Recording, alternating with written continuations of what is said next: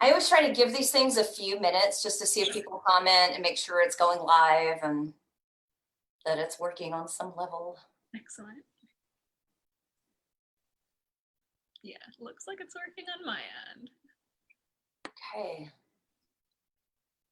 Let's see. Yes, it looks like it is going live. Ooh. All right, let me get set back down here. All right, everybody, welcome to another episode of Hollywood Kitchen. I am going to do a whole lot more episodes coming soon because, frankly, the weather in Los Angeles has cooled down dramatically, and I can use my oven without having a heat stroke in my entire apartment being 400 degrees. So I'm excited. Also, Thanksgiving and Christmas are right around the corner. I know a lot of us are going to be stuck at home during this time on our own. So I want to put out some fun, joyous, entertaining film history and hopefully food-related content for you. So stay tuned. But I'm really excited about today's episode and my special guest. She is a PhD in library sciences, works in film preservation, and she is awesome. She's a one-woman factory of amazing film history content. Ladies and gentlemen, please welcome Dr. Annette Bochenek to Hollywood Kitchen today. Hi, yay, crowd was wild. Oh my goodness, thank you so much for the warm welcome and for inviting me along for this episode. I've loved the series so far. Well, thank you. Thank you. Well, today's going to be a fun one. Thanksgiving is a few weeks away. Well, I lose track of time in the pandemic, but it's coming soon. Yes.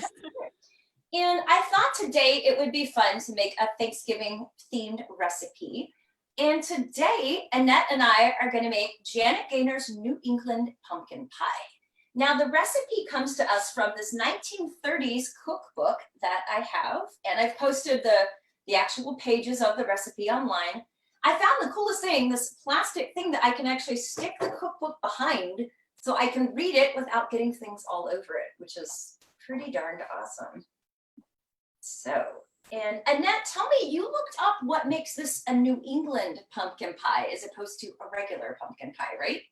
Yeah, I was curious about that since I hadn't seen the New England before pumpkin pie before, but yeah, and just looking up, I guess the history on the recipe a little bit, it looks like in terms of what the pilgrims actually brought to New England, one of the dishes was the pumpkin pie, and that's more so the pumpkin pie as we know it, as we imagine it in our heads. But I was also reading about sort of the English or the British version of pumpkin pie, and it looks like before they would actually bake the pumpkin whole. They'd cut a hole on the top, of course, for everything to vent, but they'd fill it with apples and all kinds of different spices and bake that entirely. So there is a difference apparently, and what we are enjoying traditionally on Thanksgiving is the New England pumpkin pie. So this is Janet's take on it. Excellent. And before every episode of Hollywood Kitchen, what I always do is my guest and I, if I have a guest, usually a couple of days beforehand, we do a test kitchen session where basically we talk about the star, of course, but we make the recipe to iron out any kinks. And some episodes, there have been so many darn things we've had to iron out, sort out, rearrange, adjust, etc. But in this case, Annette and I were just talking about this before we went on camera, this recipe is really, it stands the test of time. Like, we made it, we both ate and enjoyed it, and there's been no issues. So definitely, yeah, I was really impressed with this. This is a really safe recipe to try out. I think I'm not sure if you've cooked or baked along with Carrie's food items before, but if you haven't before, I definitely recommend at least starting with this one. Yeah, it's pretty simple to make. The only thing that you and I will talk about on the episode here is the cooking time, because a lot of these recipes of celebrities, as we have encountered before, they don't give you a solid, turn your oven to 400 degrees. And I think that's maybe because ovens at that time were not calibrated the way they are today. Mm-hmm. But we did have some oven temperature things to sort out, but that was a minor deal. Yeah, that was about it. Yeah. So how did you, we'll talk about Janet for a minute before we get into the food. How did you, Annette, first experience Janet Gaynor on film? Gosh, I think for me, she's one of those stars that really beautifully made that transition from silent cinema on into the talkies. But my first exposure to Janet Gaynor was actually her film Street Angel, and that's one that I went in completely blindly on. So I caught it on TCM one evening and decided to watch it, since I had heard about Janet Gaynor several times before and hadn't really seen any of her films. And I saw Street Angel, and it's just a gorgeously shot. She's so angelic throughout the film, truly, as the title implies. And there's just this gorgeous subtlety, this almost poetry to her performance there. And really, she's just mesmerizing on screen. And just seeing the journey that her character goes on is moving. I think it is just a beautiful film. I agree. Well, I first encountered her because when I first moved to LA in the year 2000, back at that time, the Silent Movie Theater on Fairfax was showing silence like almost 6 nights a week. So I would always go after work and see whatever they happened to be showing. And I saw Sunrise. And I've been very lucky to have seen Sunrise on the screen many, many times since. And again, you use the word poetry. That's such a perfect word because it's such a powerful and profound movie. And it's gut wrenching. Like you watch it and you just feel like your heart's just pulled out of your chest. It's so powerful. And it always kind of makes me sad that some of the finest silent films were made right at the end, and then sound just kind of, cut all of that off, because Sunrise is a masterpiece. And then I think the other movie that I think gets shown a lot, at least in the rep revival world, is A Star is Born. And I saw that at the UCLA archive, and I was just weeping. I think I cried so loudly, like people probably thought I was having a breakdown in the back of the theater, which maybe I was. But yeah, so I think those two are probably the two that I saw and just was really deeply moved in silent and in sound by her work. Absolutely. Yeah, I think she has such a gift for portraying just this broad range of emotions, and for allowing viewers to experience that on such a deep level. I mean, definitely, as is the case with Star is Born and Street Angel, no matter the case, I mean, the lows are low and the highs are high. Like, you really feel for her character, and she's just so wonderful at translating those moments for us. Absolutely.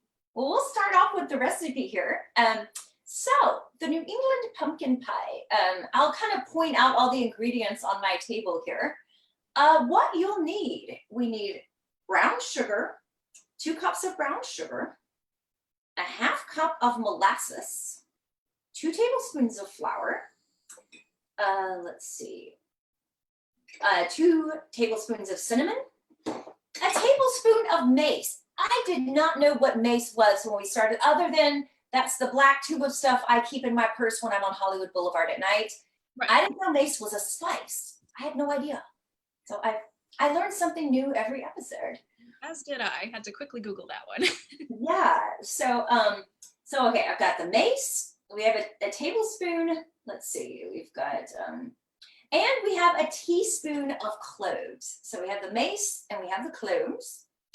We have, it says here to have 4 eggs, which I've already separated the yolks from the whites here, so you don't have to watch me do that. 1/2 cup of melted butter. And then we have, it says, 1 quart of steamed smashed pumpkin. I think we figured out 1 quart is basically like 2 cans. Mm-hmm. Yeah, it's the 32-ounce can is what I wound up using. Well, the other day when we mixed all this together, I had a big glass bowl so people could see me do it, but it made a huge mess. So I'm thinking this taller bowl is the way I'm going to go here. Okay, so we're going to get this pie started. First off, we decided what temperature we're going to put the oven is. Oh, I think we started at 400. So with this one, we kind of started it based on the pie crusts, just making sure that those would cook through first. So we started at 400 for the first 10 minutes. Okay, well, I'm going to hop up and set the oven to 400 really fast here. Okay.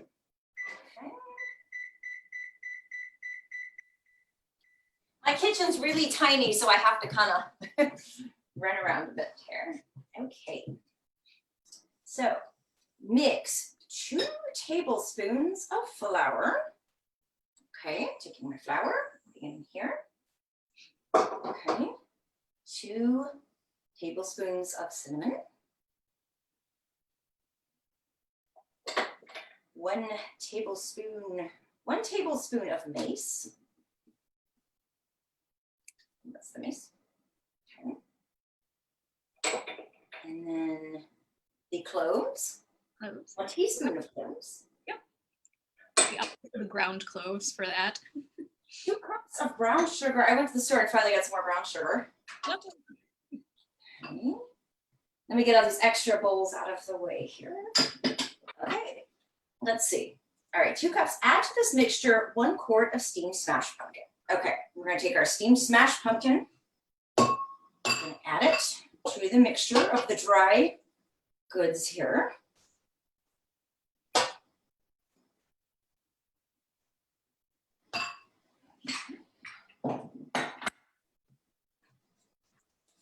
Okay, we're going to give this a stir, and then it says beat 4 egg yolks into mixture. Okay, so give this a stir for a minute. Beat 4 egg yolks into mixture. By the way, it did occur to me that Janet, this episode is the first star I've done a Hollywood Kitchen episode on that's actually at Hollywood Forever. That's right. I feel like this is kind of a twofer. It is, yeah. Let's see here. Okay, we're stirring in the egg yolks. Okay, I have to go get the cream, so I will be back in just a very quick second.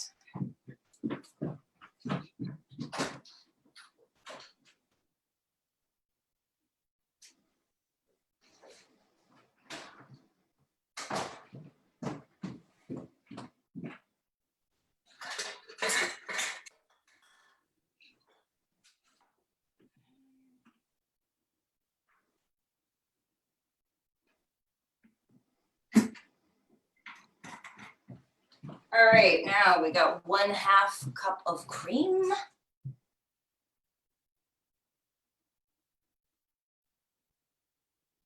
Okay. Let's see. Then we put in the cream. All right, now we add the 1/2 cup of melted butter. I try to melt it in the microwave as much as I can before, so it's nice and stirrable here. So the cream. 1/2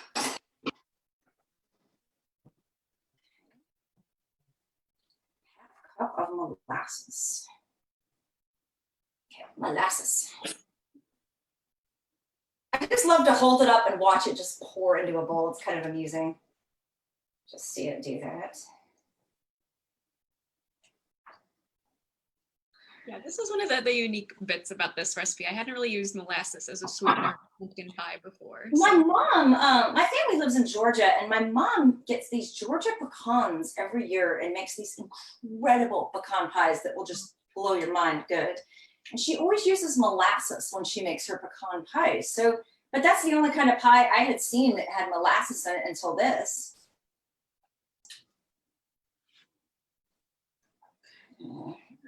I think, yeah, and it turns out lovely. I think that's what gives that sort of that deep, rich color in the end once it's baked.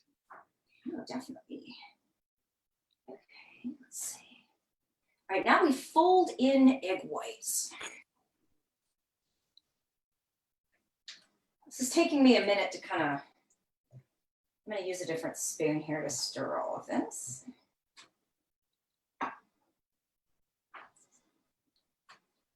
But yeah, I think this is a really a good recipe. And of course, pumpkin pie is pretty much a staple for most of us at Thanksgiving time.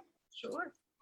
I personally like having a ton of different pies. Like if people, well, I mean, it can't happen this year because of the pandemic, but like having a taste of apple or cherry or pecan or pumpkin. I never met a pie I didn't like. Fair enough. Okay, giving this a nice stir and getting an arm workout here. And then, okay, let's see, fold in egg whites. We were surprised to see too, I know when we made this the other night, that it actually makes 2 pies. Like we got 2 full pumpkin pies out of this, not just 1. Exactly. Yes. Yes. We did not anticipate that. We didn't. So fortunately for us, a lot of these pre-made crusts, they come when you can buy two crusts in one thing, which is good. But for those of you who do want to make this or plan to, if you only want to make one pie, then definitely half this recipe for sure, because these were two very full pumpkin pies. Yeah. It's taken me a minute to stir, but you know, one thing that I think is cool about Janet Gaynor as well, I'm a huge fan of I go to the San Francisco Silent Film Festival every year. It's like one of my happy places in the world. And Janet Gaynor used to be an usher there a long time ago when she was first getting her start. So I always smile and think about that when I'm at that theater. And whenever they've shown Janet Gaynor's silence there, it always feels doubly cool to see a Janet Gaynor silent in a theater that Janet Gaynor used to work in. Of course, absolutely. Yes, I love hearing those stories about different performers and individuals in the industry who, at some point early on, before their careers even really took off, they worked in movie theaters in some capacity, whether they were ushers, ticket takers, working the projection booth. It's fascinating to see how some of them got involved or picked up or developed rather an interest in film or filmmaking. Oh, definitely. And it makes sense too that you'd want to see as many movies as you could and kind of want to be around it while you're working on, you know, making it yourself. Right. And I believe Janet was born in Philadelphia, right? And then She was born in Pennsylvania. I want to say it was Germantown, but I could be wrong. I can double check this. I know okay, and then Germantown, yes. Germantown, Philadelphia. There we are. Yes. Philadelphia. Okay. Perfect. Yes. And then her family came out to California, and Janet Gaynor quickly and very early on fell in love with acting and felt the call of show business. Yes, I was also interested to see, since I'm a Chicagoan, and her family actually did spend a brief time in Chicago too, about a year. She attended Lakeview High School, and I found her address on Kenmore actually in Chicago. So it looks like the original building does not stand, and I'm not surprised, but she was briefly there too. Well, one thing I really love about what you do is you have a blog, Hometowns to Hollywood, and you really find the locations of where people were from, where they lived, stuff from their life. Like you really do a lot of sleuthing, and I love it. It's really terrific. Thanks so much. Yeah, it's definitely been a passion project of mine since 2013 is actually when I started the blog, and it just stemmed out of this love of classic film, of course, but a genuine curiosity for how these stars are still being honored and celebrated today in their hometowns. And there's a lot to unpack there.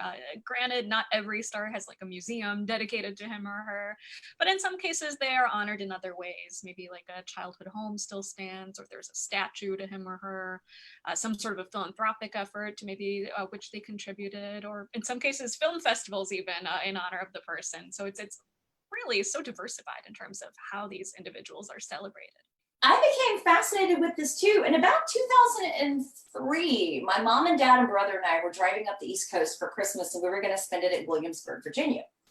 And I was asleep in the back of the car, and I opened my eyes and I see a sign, Ava Gardner Museum, next exit. I'm like, Dad! My parents are like, fine. And of course, it's like snowing on icing, sleet, all the stuff. And my family, God bless them, they were so supportive. They waited in the car while I went into the museum. But it's Ava Gardner's hometown in North Carolina. And they have a museum there. She's buried very close by. And despite of the rain and sleet, I simply had to, of course, see that. What I noticed is like if a star is from a major city like LA, New York, San Francisco, there's not that kind of hometown thing.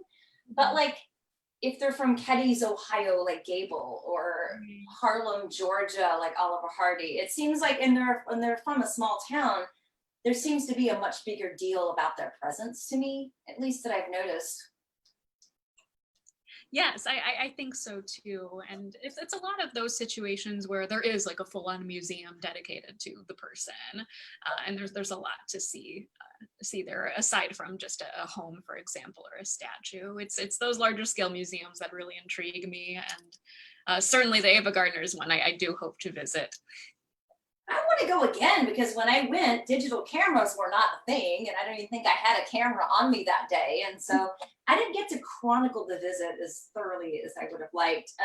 I did get my parents to take me to the Oliver Hardy Museum in Harlem, Georgia a few years ago, which was awesome. Yeah. Okay, I stirred this pretty darn well. So since this bowl has a spout, I'm now going to pour it into the pie tins.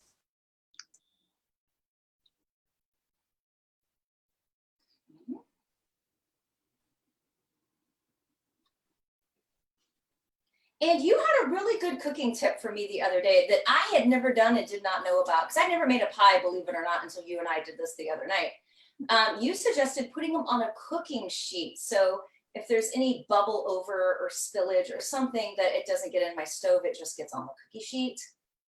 That was great. Yeah, thankfully it wasn't an issue so much for these pies. I just did it out of caution, since definitely it's a suggestion out of experience. But sometimes with like the fruit pies, as the juices cook through, they tend to bubble and potentially get messy. But yeah, that is a great tip. Yeah. Give me just a sec. I'm going to get these ready for the oven. Okay, so we are going to put Miss Janet Gaynor's pies on the cookie sheet. Beautiful. Here, so you can all see and admire. Oh, all right, I will yes. Excellent. Okay, so right now I'm at 400 degrees. So 400 degrees for how long did we say? 10 minutes. 10 minutes. All right, I'm going to set my timer here on the phone for 10 minutes. Okay, hang on just a sec. Timer. 10 minutes. Okay. So we can do more of a deep discussion in Janet now while the pies are cooking. I was really lucky in the year 2006, it was Janet Gaynor's centenary, and the UCLA Film Archive here at LA did a gigantic career retrospective. And I love it so much. At UCLA, I kind of joke that they're like my unofficial grad school, because I've been attending classic film screenings, well, just all kind of film screenings for that matter, for 20 years. And the Q&As I've seen, the stuff I've gone to, they do a huge preservation festival. They are just the gift that keeps on giving, you know? And they showed a lot of ton of Janet's silence. And what struck me was I got to see a silent of hers I'd never seen before called The Johnstown Flood. And it was a breakthrough performance. She's only in like a part of the movie, but she jumps off the screen. And I think there's several moments in movies, I'm sure you noticed this too, where you see the movie and you're like, that's the movie, that's the scene, you're a star. Like you can just see it kind of, it's so obvious to everyone, you know? And I think Johnstown Flood, like when you see that movie, you're just like, yeah, there's a star right there.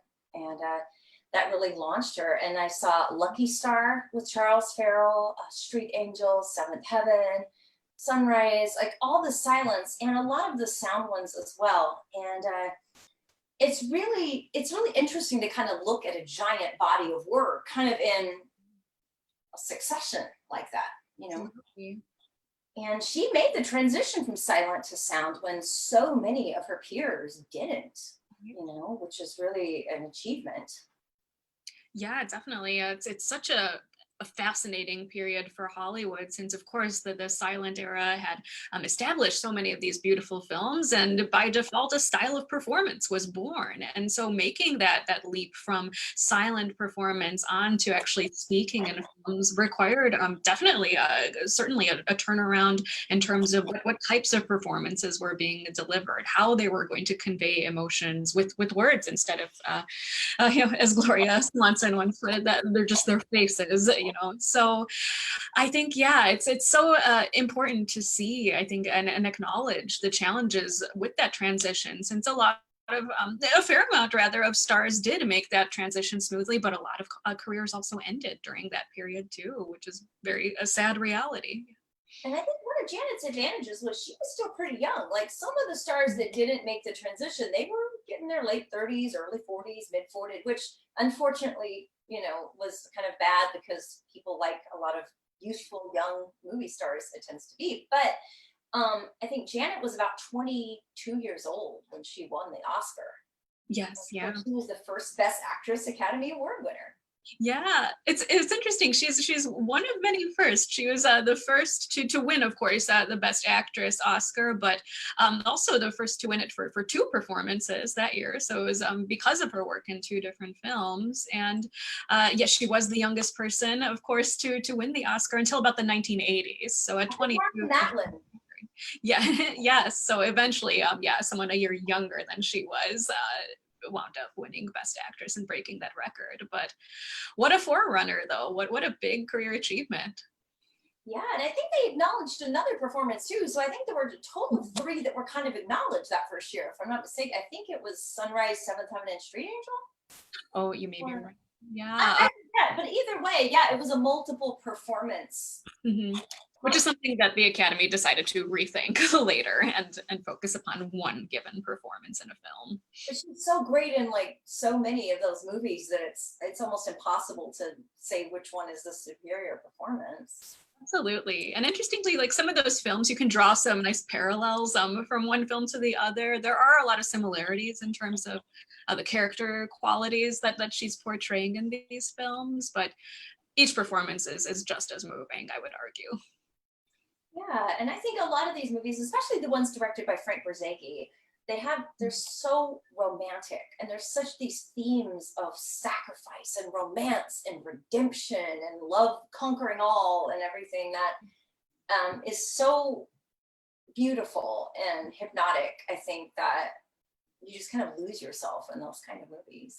Absolutely. And it's that I think those types of films that are so especially well done as silent films. I think, again, the emotions are evoked in a way that just speaks to the depth of the characters and the romantic situations that they are involved in as well. I think that translates very well into some beautiful drama and good storytelling. And by the way, for those of you watching who want to track down some of these films, obviously at this moment theaters are closed because of the pandemic, but I know many years ago Fox released the Murnau Berzaghi box set, right? Yes, yeah, not too long ago. And that had a lot of them in there. I know Sunrise is available separately on DVD, Star is Born, TCM pretty frequently. Yeah, definitely. Yeah, and TCM is always such a good repository for looking at these films too. I know that that's a common love between us and our classic films. As TCM does such a fine job of continuing to expose audiences of the present to these great films of the past that we're still talking about almost a century later in some of the cases of these films. So again, just the power of excellent performance and good storytelling. And I'd also argue one great resource for me too in this pandemic world too has also been the libraries. Just being a librarian myself, I always think of my local library and the great resources we have to offer there too in terms of those really hard to track down classic films or maybe even books in relation to some of these stars. But I'm a huge proponent of interlibrary loan, which is actually how I was able to see State Fair, Janet Gaynor's appearance in State Fair. At that time, I couldn't access it online, and so I was able to request it just nationwide through interlibrary loan, and I got to finally see her performance in State Fair. Excellent, excellent. Yeah, I agree with you. I think libraries are just like one of the unsung treasures of our society. I mean, you just walk in and it's like this entire world of information and knowledge and resource, and they're just the greatest places. They are. There's a lot to enjoy there, and of course, something for everyone. And also, for those of you who have Turner Classic Movies, they do have an app. And if you miss something, because sometimes I'll miss something when it airs, but then you can go to the app and they have it on the app. There's a Criterion streaming channel. I think Kino Lorber is starting a streaming channel too. I heard that. Yeah. So of course, there's Amazon Prime. There's so many ways. I always tell younger film fans, I'm like, you guys are so lucky. You're like, when I was a kid, you just hoped it came on TV. Mm-hmm. You know, and then eventually these big VHS tapes, you know, so now to me there's just so much more content. Yeah, we can definitely access these films in so many different ways now too, and definitely the movie theaters are certainly missed. I know I miss seeing a movie on the big screen, I'm sure just as much as you do, especially a classic movie. I have to say, I think the pandemic has made me realize I took a lot of things for granted in my life that I never thought would not be there. Like it never would have occurred to me I'd live in a world where I couldn't go to the movies with a friend. That never would have ever occurred to me as not being possible, and now that's the reality. So I just cherish it and appreciate it even more than I ever did before, because I just didn't realize what a gift, you know. Yeah, and it's great that we are able to connect in some capacity. We have technologies like this. We have like Zoom and Facebook Live, of course. And I know before when we were baking on Friday night, we were talking about sort of the communal aspect of actually going to see a movie, kind of taking in the audience reactions, fully immersing yourself in the film. And while we can't necessarily do that right now, I think there are other avenues too that still allow for us to connect. There are these Zooms, Facebook Lives, watch parties, and I've been on that TCM party hashtag also for a couple of years, and that's very active now too, as we enjoy TCM and classic movies remotely. So the film fan love will still continue, and I'm sure we'll be eager to go back into those movie theaters soon once it's safe. I agree. And the one experience I did want to talk about with Janet Gaynor films that was so memorable for me, I love the TCM Film Festival, and they do such a great job. I'm so grateful to them because I know they work year round to plan those festivals. It must be Herculean pulling them off. And one year, and one thing I love about it is it's great to see Wizard of Oz, Lawrence of Arabia, etc. But living in Hollywood, almost when there's not a pandemic, almost every year you get the chance to see Wizard of Oz, Lawrence of Arabia, the staples, if you will, get a pretty frequent rollout at the Egyptian or the Arrow or wherever. But I'm always attracted at TCM Fest to the more offbeat titles that are like almost never gonna get screened. Oh, it's 10 minutes. Okay. So should I reduce the time on the oven now? And so we bumped it down to 375, and that's kind of where we were just kind of checking in on the pie periodically. So we did like about a half hour to 45 minutes of baking. Right. Well, I will now set it for about 35 minutes maybe? Yeah. At 375. Let me go. Okay, there we go. Well, I always pick the more offbeat kind of titles at TCM Fest. And one of the experiences I really cherished from that was a couple of years ago, they showed the Janet Gaynor pre-code Sunny Side Up. And I had never seen it. It's not available on DVD either. Sadly, I don't know if it ever will be because it's a Fox title now owned by Disney. So I don't know that it's ever going to be unless Criterion or someone can get the rights. But it's such a fun movie. And you don't really associate Janet Gaynor with pre-code because it's so racy and everything, which she doesn't really provide that part. But there's this dance number with these inflatable bananas that you just have to see to believe. That's all I can say. But the movie is so fun, and it's a very early sound musical. So I'm not gonna lie, it's not on the level of MGM musicals a few years later. But if you can kind of look past that, I mean, she is so charming, and she and Charles Farrell, and they live, a bunch of their friends, they kind of, well, not Charles Farrell actually at the beginning, but she and a bunch of her friends kind of live in a, I wouldn't say tenement, but very, very working class apartment where they all share it in New York. And they're all happy and bubbly and trying to just make the best of life in the Great Depression and all this. And they wind up going out to this estate where she falls in love with this handsome millionaire played by Charles Farrell and all this. And but the songs are very memorable. There's the song, You Ought to Be in Pictures. Oh, of course. I think that's in it, if I remember correctly. Oh, or if I had a talking picture of you, that's in it. That's it. If I had a talking picture of you, and there's another song in it that's Keep Your Sunny Side Up. That's a good one. And I'm a Dreamer, Aren't We All? Oh. So it's got, some of the songs are really memorable. And it's one of those movies that it's not a cinematic masterpiece for the ages or anything like that, but she's so charming. She's so fun. And like, it's impossible not to leave that theater with a huge smile on your face. And it came out in 1929. So I can see how audiences would have gone to that and gone, oh, wow, I needed that. That was fun. That took me away from the world for a couple of hours. And excellent. Yeah, oh my gosh, it made me immediately think of the Gold Diggers musicals when you were Yeah. describing the plot. It's kind of like the early makings of one. Yeah, gosh. And yeah, you mentioned too, and even though it is an early sound musical, and some of them, again, are not the greatest quality, or they were just recorded in a way that sometimes it's really even just hard to make out what certain characters are saying or singing. But nonetheless, like it's films like that really fascinate me to see, like Janet Gaynor in a role like that, and also just to note that the context and history of the industry at the time. Just this was again a pretty new venture, incorporating sound into films and figuring out what the sound musical would look and sound like, and just focusing in on the musical itself. That's a genre that evolved greatly from, of course, entirely silent. So we didn't have the musical then, really. Your best bet was Broadway vaudeville, seeing something live. And then we see these early stage musicals where it's essentially like you're an audience member sitting at a show. Some of them are just that very simplistic setup where it feels very much like they just recorded a stage. And then later on in the 30s, you get into some of the more kind of creative camera movements, like the Busby Berkeley style, where you're weaving in and out of scenes, and there's no way that you as an audience member could be sitting in a seat and seeing all the shots that Berkeley is letting us see. Like, forget all those like kaleidoscopic maneuvers coming through as an I've audience always sitting in the thought back about that. row. I'm like, how on earth will the audience actually see the thing swimming underwater? Really?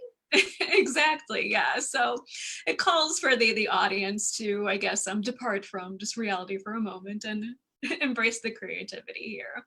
But yeah, it's so interesting seeing characters like or rather performers like Janet pop up in those, because again, part of that transition from silent to sound is also kind of figuring out like which niche this person would fit into. Are they going to be a musical star? Can they still do romances? Does the voice kind of match the persona that we see on screen? Are they cut out for comedy even? It was a lot of experimentation at that time. And I've read too that some people feel like Janet was taking over some of the kind of parts Mary Pickford might have gotten. I think she remade two Pickford films, Tess of the Storm County, I think, Yeah. and Daddy Long Legs. Daddy Long Lives. Yeah, so she kind of did remake two Pickford films, and she was, she was only 22 when sound came in, so she still had a long, a lot of years left in her to be productive on film. And yeah, I think she was like a romantic heroine, a working girl, kind of the wholesome, kind of character. And I love her in The Farmer Takes a Wife, if I'm remembering the title correctly. And she's so winning in these movies. And even if the movies aren't the best, she's the best thing about them. Right. And that's Yeah, definitely. And I kind of see the same thing in State Fair, which is far more dramatic than like the Rodgers and Hammerstein musical that people immediately think of. I think not a lot of people realize that State Fair is like, it was her version of it, rather, is the first filmed version of it. And it is a non-musical, and it's much more dramatic. And there's a novel behind that State Fair as well. So it kind of pulls from that plot. And again, yeah, she's this wholesome character that finds herself in these dramatic situations that befall her. Not as dramatic as the ones that we see her in her silent roles, but again, she's like one of the great aspects of this whole film is her performance. And I think towards about 1936 or so, Fox had let her go, and which is inexplicable to me, but they did. And then Selznick signed her to do A Star Is Born, and it's an interesting trajectory to watch it because actually Janet Gaynor would only make, I think, one or two more movies after Star Is Born, and that was it. And Frederick March, he was still just kind of climbing when Janet's career was kind of going like this. So it's kind of, the reality was kind of the inverse a little bit. But I think Janet Gaynor made Star Is Born, and after that, I think about 1939, she married Adrian, of course, the genius costumer at MGM. And it seems after that, she just kind of wanted to focus on being a wife and a mother, and she painted and kind of had a whole other life that she wanted to live. But I think if she had wanted to keep going, I think she absolutely could have. you know? Yeah, I think so too. And I think before she wound up appearing in A Star is Born, you could kind of sense there was a frustration, I think, on her part with the roles she was getting. Like we talked about, she had sort of that mini Pickford phase where she was remaking those movies. And I also read that she was slated to also do a remake of Rebecca of Sunnybrook Farm, but that was kind of the straw that broke the camel's back for her. And that was something that she did not want any part of. She wanted to continue growing as an actress and taking on new challenges instead of kind of playing the same sort of role on and on. So definitely Star is Born afforded her the chance to try something different besides these roles that she was playing and that kind of Mary Pickford-esque period of her life. And yeah, reading about her her transition to her marriage with Adrian and family life, it seems like that was, from what I've read, at least a happy time. There was a quote somewhere I read about her kind of longing for these things, longing for a marriage and a family, and all of a sudden these wishes were coming true for her, and she wasn't really looking back too much on the film career as much during that period. You know what's interesting? In 2006, Janet Gaynor and Adrian's son, Adrian, was at the Academy and he talked before one of the films. So it's the only time I've gotten to see him talk. And people were asking him questions. And I've been to many of these Q&As over the years in Hollywood here, but he said something, he said, you know what? She didn't look back. She was the anti-Norma Desmond. She wasn't sitting around reveling in her silent film glory. He said, he didn't have a Hollywood upbringing. He wasn't at parties or premieres or hanging out with movie stars' kids. He said it was very normal. And he said, and I remember this, he said, I didn't even see her Academy Award until I was in high school because it was in the attic. Wow. He kind of said that for her, when she closed that door on her career, it was a closed book put up on the shelf and that was it. I mean, there wasn't a sense of her being a big star or his dad being a world famous designer. That wasn't the way it was at home. So I think that kind of surprised people, you know, but I think it's some of these Q&As, you have people that kind of want the Hollywood dirt story of a childhood of crazy dysfunction or whatever. But I'm like, hey, good for him. I'm glad he had a happy, normal, stable life. That actually says quite a lot to me about both Janet and Adrian, that they gave him that, you know? Absolutely. Yeah. Yeah, and I think just good for her and good for them for being confident in their decisions and focusing, I think, on family, because that's something that they held as important. So it is refreshing to hear about their son coming back and talking about that experience. Yeah, and I think this is just my theory because I have theories on everything, but I think some of the stars that clung so tightly to their careers and they couldn't let it go at all.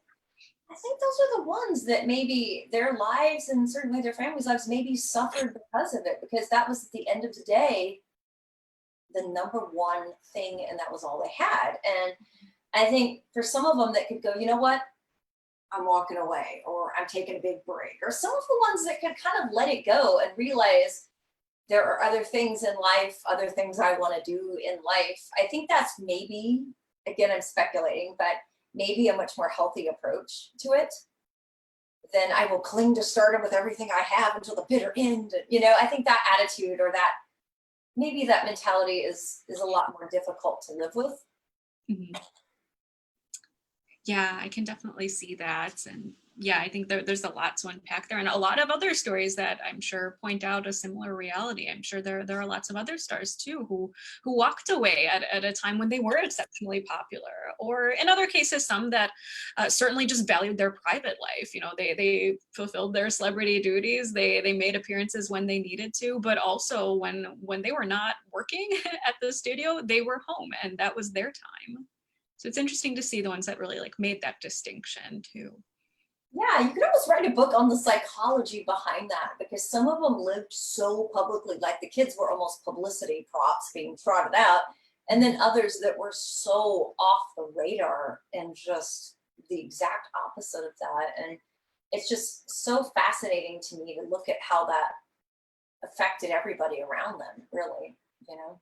Definitely, yes. Especially, and when you mentioned children too, I know I was speaking with Loretta Young's son actually, and he was recounting growing up with, of course, Loretta Young as his mother, and he mentioned that there were times where individuals would come up to his mother and ask for autographs, but her personal policy was never in front of children. When she was in front of her children, she was Loretta Young the mom, and she was not signing autographs or taking on any of those, again, celebrity type roles so much. So interesting distinctions and philosophies across the board, I think, with these performers. Yeah, I think so too. And a lot of them also had such scrappy and horrendous childhoods as well that sometimes I think that obviously played into their family life and the outcome of it, later on in later years, such as Betty Davis and Joan Crawford too. But yeah, Janet seems to have provided a really good life and environment for her son, and I respect that tremendously. And I just love her work. It's when she's on my tour at Hollywood Forever Cemetery, and a lot of times, and this makes me a little sad, I'll get people that don't know her or don't know who she is, and I try really hard to connect the Hollywood of the past to the Hollywood of the present, like connect the dots so really young people, even teenagers, can kind of make the distinction.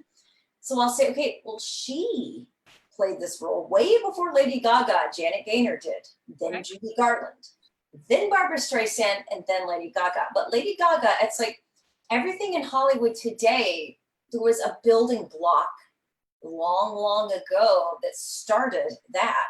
And Janet Gaynor was the first, I mean, some people say what price Hollywood, but I would argue that A Star is Born with Janet is truly the first A Star is Born.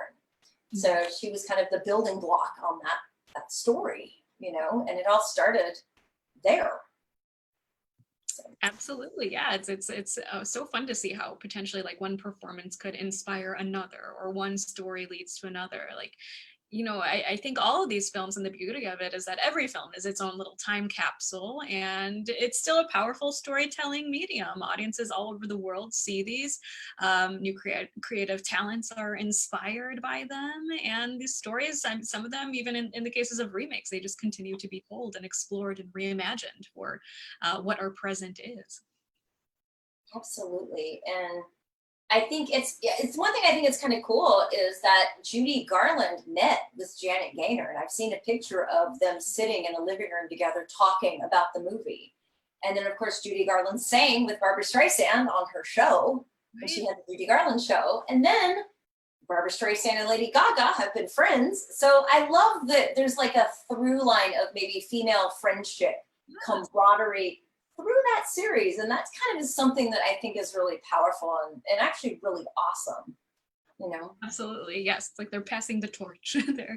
Yeah, yeah. And I think that's really cool because I talk about this a little on my tour when I talk about Valentino and the women of Black, but I think in our society, a lot of times women are constantly kind of pitted against each other or made to feel like there's room for one woman and that'll be it. And you better be that. And there's such a cutthroat competition. And I really hate that. Like, I always love it when women can be friends and supporters and allies. And I think that that's really cool. Like, I've actually read that Janet Gaynor was really close with Fay Wray and they were like really good friends. So I love hearing stories like that because they were the same age, the same types. They probably would have been up for the same roles. But I love that instead of being at each other's throats, they can just hang out together, and be pals. And I think that is really beautiful. Absolutely, yes. And of course, I know you mentioned Judy Garland. This was one of the Oscar upsets for her. Janet Gaynor took home the award, and Judy was thinking that she would too. It was a stellar performance on her part as well. But yeah, unfortunately, she did not wind up taking home the Oscar that year. I think Louise Rayner won in 37 for Stars Born. I have to look everything up because I forget things, but I think Louise Rayner won first. Was it? Oh, pardon me. Yes, you are right. I'm sorry. I'm mistaking. Janet Gaynor is the first Oscar winner rather than the winner for Star is Born. But yeah, it's just one of those upsets, I think, for Garland in terms of not taking home the Best Actress Oscar. I know she got a Juvenile Award for Oz, but it's not quite the same. You know what I think that was, to be honest, and anybody who knows about these things, I guess. Right.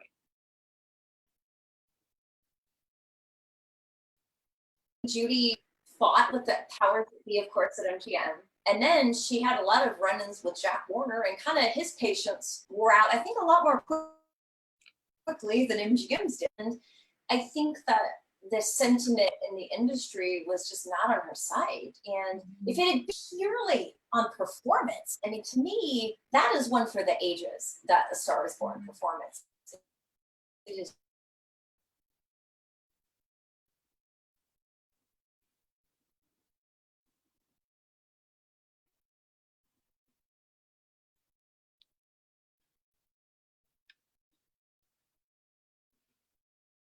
taken, and her just nominated for Carmen Jones. So that was a heck of a year, to be honest. A really amazing year. But yeah.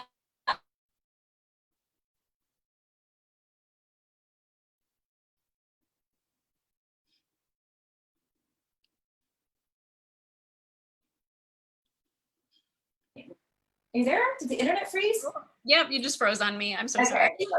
There you are. Yeah, I think that is one of Oscar's great travesties, that Judy did not get that Oscar for A Star is Born. Agreed. Yeah. But yeah, and all in all, I think that with 4 different versions of A Star is Born out there, I know for me, and as a classic film fan, I love going back to the original. And, you know, of course, I love the Judy one too, but it's always interesting to me kind of see where it all started, like what we were working with initially, and sort of how the story evolved over time, and kind of how they've made different changes to the story, and what could be told and not told. We have interesting things like the Hays Code, of course, coming in and changing things up, and just the different issues going on within society at the time of the release of these different iterations of A Star is Born. One thing I have to admit I love about these too is just seeing the Hollywood locations of like the premiere of the Chinese, or the Brown Derby reference, or, you know, different areas of Los Angeles that are either shown or referenced in the movie. Like that always makes me like so excited. Definitely. Yeah. Again, I think, and that speaks to the interesting thing about some of these films being a time capsule. Some of them also just capture locations that we might not be able to see today anymore. I know in the cases of like Chicago and definitely in LA, some of those cities are notorious for not keeping some of those historical structures around. But yeah, it's thrilling to be able to encounter them in some capacity, if we can't otherwise do so by walking over there. Films preserve that and document that for us. Do you have any of the pictures you've mentioned to me about Janet Gaynor's paintings? Oh gosh, yeah, why don't I let me pull one up and share my screen. Just give me a quick moment to pull that up. But yeah, I guess as I'm working through that, we were mentioning that Janet, later on in life, she wound up exploring painting as a passion of hers. And it's something that she stuck with as a hobby, and something that I think she was actually quite good at over time. And just in reading about her work as a painter, it looks like she worked with oil paintings primarily. That was her medium of choice. She found a lot of inspiration kind of getting away from the hustle and bustle of her film life and Los Angeles proper. She wound up living in Brazil for a time. They also had a working ranch in California too. And she was really inspired by just the natural life around her. And in particular, she was really interested in flowers, vegetables, just different like I guess aspects of natural beauty that were around her. And so I will share my screen briefly here. Give me one moment to, oh, you know what? I am not a host on this meeting, so I cannot share my screen, but I can send you the photo. See how I can. Oh, okay, yeah, thank you.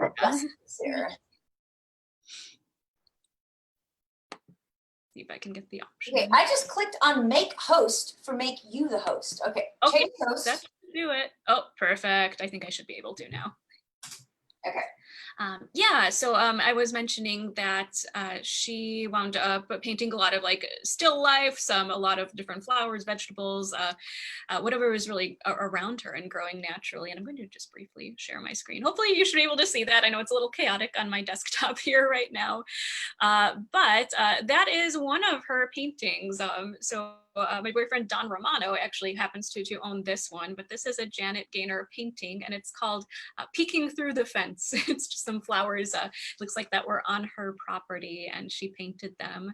And some people, I guess, in reading about her art, they talked about how her flowers and this painting, as an example, they have sort of a confidence to them that might parallel her performance on screen. Some people say that there's a softness, there's a beauty about them. There's an aspect of just a sense of the natural to them. So I think it's interesting to see how maybe one type of art might translate to another. We have Janet Gaynor, the actress, Janet Gaynor, the painter. And another thing too that I'll share if I can find here is the different individuals who happen to own Janet Gaynor paintings as well.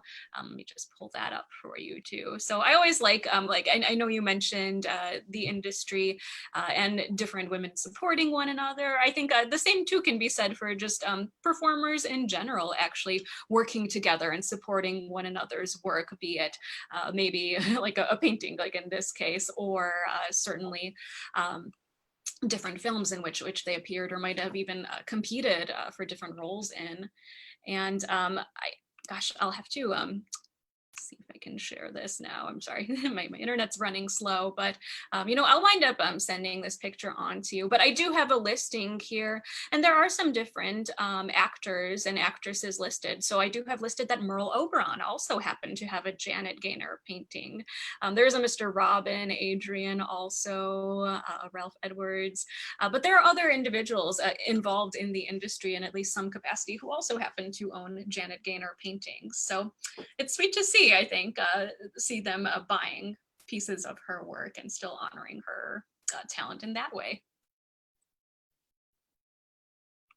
I agree. I've never seen a full-fledged biography of Janet Gaynor. I came across one book about she and Charles Farrell together, but I heard mixed reviews, so I didn't read it yet. But I've never seen like a full biography on Janet, and that's the thing. I would very much be interested in reading if that is ever done.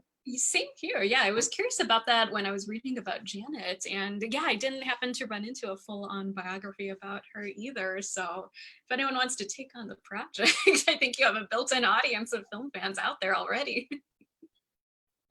Yes, in fact, there's a lot of stars that either have never had a biography or have never had one that I consider a really worthy one. And I got a laundry list of stuff that I want to see someone else do. Yes. Yes, Janet would certainly be one of them. It's always such a thrill to see really any of these performers certainly still discussed today in some capacity. I mean, that's how we keep their stories alive. We watch their movies, we talk about them, and most importantly, we share our love of them with others and recommend those books, those films. So for me, I'm always so excited when I see a new release on a certain star, especially if it is someone who is maybe someone we don't discuss as often. And I think Janet's one of them, unfortunately, that we don't hear very much about her, even though she was clearly so impactful. I mean, my goodness, she was the first to have that Best Actress Oscar of all things. So there's a lot to be said about her.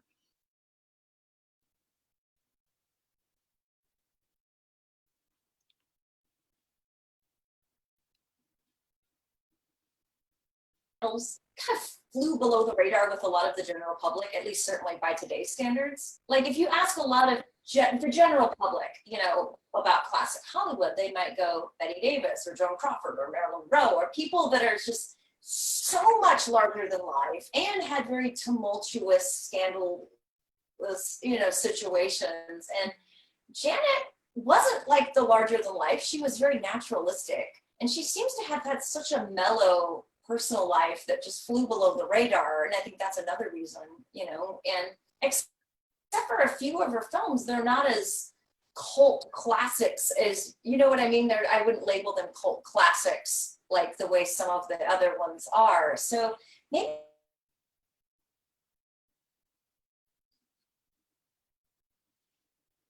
perhaps deserves. Right. Let's check on the pie here. How we're doing. 8 minutes left. Okay. So, excellent. Well, any final thoughts on Janet, or anything else you'd like to talk about? Oh gosh, good question. I think there's just I think a lot to be said too about your tour and Janet being one of the stops there. I know when I took your tour back, gosh, I think it must have been 2 years ago in October. I made a beeline for your tour when it was my first time in Los Angeles, and I just appreciate so much of what you do and how you keep the memory of these stars alive. I think you do such a fine job of being respectful of them, their legacies, and just conducting such an engaging and informative tour overall. And Janet's one of the stops. And you mentioned, of course, Adrian. So Adrian is there as well. And her good friend Faye Ray, I remember being part of the tour as well. Gosh, I was curious to actually hear from you about any particular, maybe memorable reactions you've had on the tour in relation to maybe Janet or Adrian or Faye even. Well, a lot of people that either collect vintage fashion or that are super into the fashion world go nuts at Adrian. I had one vintage collector like lay down on top of his grave and have her picture taken. I mean, so Adrian is definitely someone that elicits, for people that know fashion, a really tremendous response. And it depends. If I get classic film fans, I always joke that giving a tour for classic film fans is like the easiest thing in the world for me, because I go, and here's the grave of, rattling off, and they know so much about them. I feel like it's really easy. But then when I get, say, people that know absolutely nothing about this, it's a lot harder, because I'm trying to kind of make them understand why this is exciting and interesting and fascinating, and connecting the dots to current Hollywood and so forth. So, but I definitely get people that go, oh, she was okay. That The Star is Born is kind of the one that I think is probably the most iconic film. Sure. And the one that if I reference the other remakes, they go, oh, it's kind of the one that makes people raise their eyebrows and pay attention. Mm-hmm. And luckily that's so widely available as well. Yeah. But yeah, I always say this on every tour I give. I always say, I can show you the grave and I can tell you about their lives, but the movies are where they live on, and that's their artistic legacy. That's and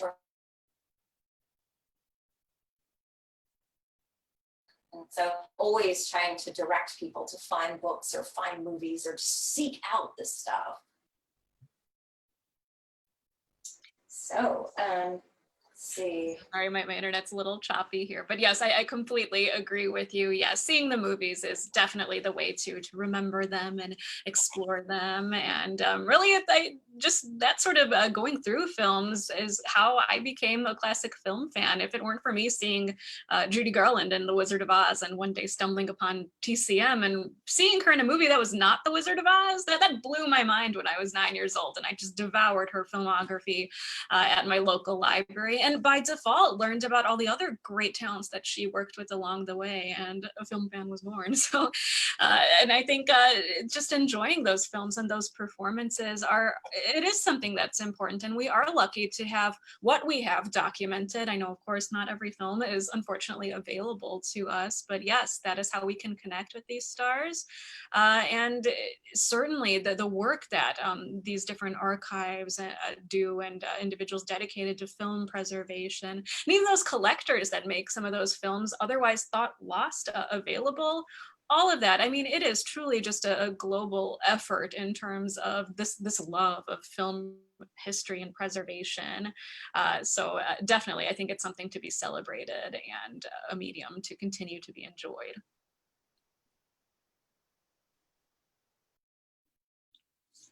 At the end here about your work with your blog, and also you do library lectures, Zoom lectures. Before the pandemic, you were introducing live streaming to the film series. So talk to us about that and where people can find out more about your work.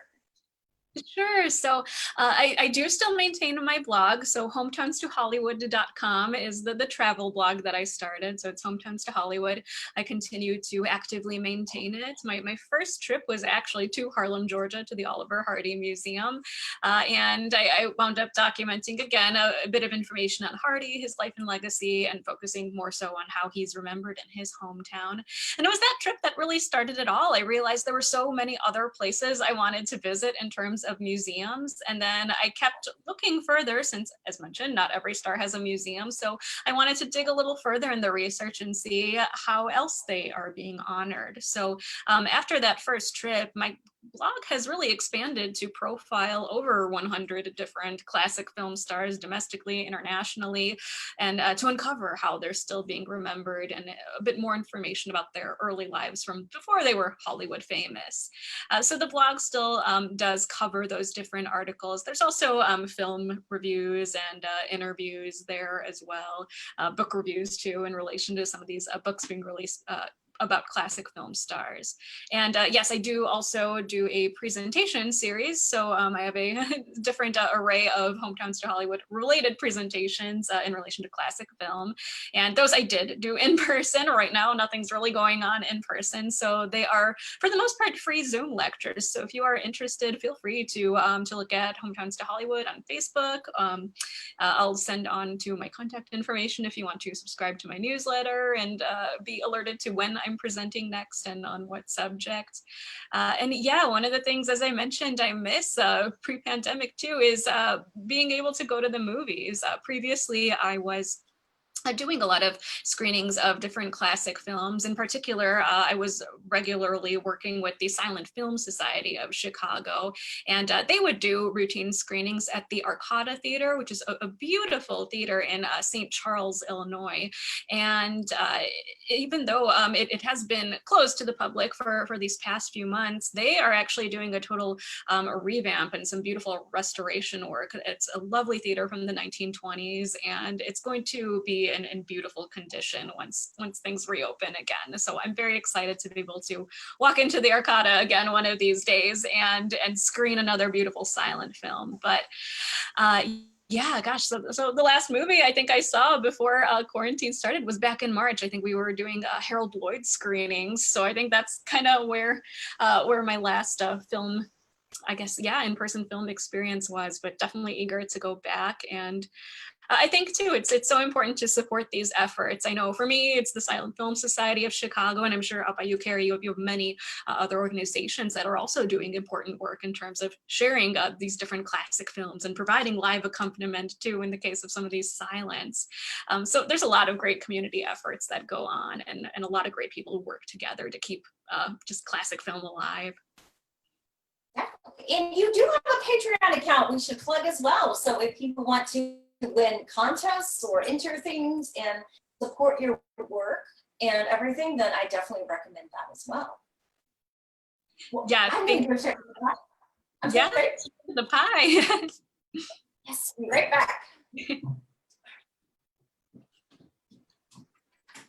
It smells like it's done. So that's a good thing. Lovely. Definitely smells like it's done.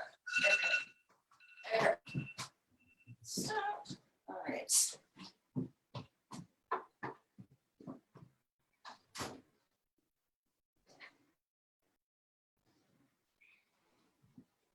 And voila! We have Janet Gaynor pumpkin pie perfection right here, ladies and gentlemen. So I am gonna let this cool off and enjoy very shortly. But so thank you everybody for tuning in to our first Thanksgiving edition of Hollywood Kitchen. And again, I will repost Janet's recipe. Annette and I have both now made it and can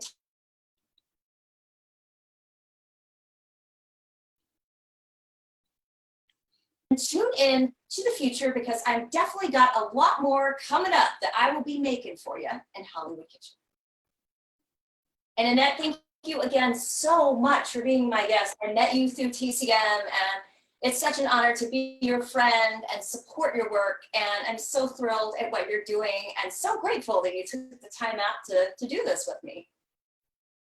Thank you so much. And thank you again for the invitation. Likewise, it's such a delight to be able to connect with you, at least through this capacity. And I cannot wait to be able to travel again, and highly recommend everyone take Carrie's tour.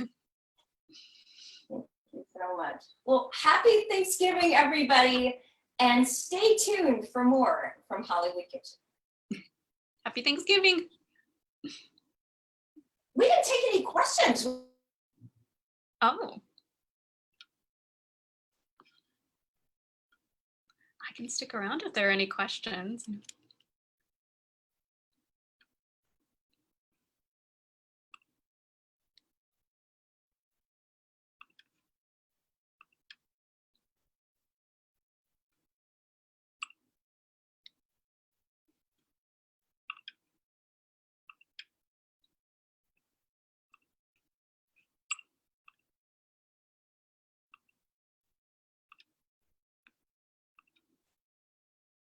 Thank you so much. This was a lot of fun.